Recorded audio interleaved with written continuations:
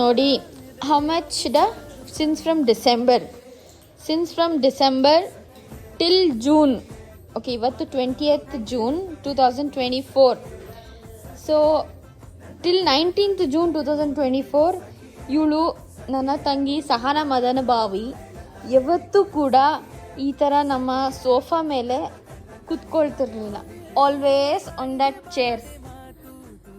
Okay, ಯಾಕೆ ಅಂದರೆ ನನ್ನ ಪ್ರೀತಿಯ ಚಾರ್ಲಿ ಈ ಸೋಫಾ ಮೇಲೆಲ್ಲ ಕುತ್ಕೊಂಡಿರ್ತಾನೆ ಅನ್ನೋ ಕಾರಣಕ್ಕೆ.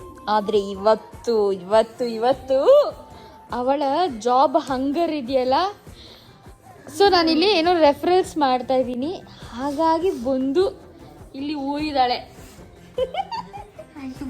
ಅದಕ್ಕೆ ಹೇಳೋದು ಹಸ್ವಾದಾಗ ತಿನ್ನಲೇಬೇಕಂತ. ಗೊತ್ತಾಯ್ತೇನೆ.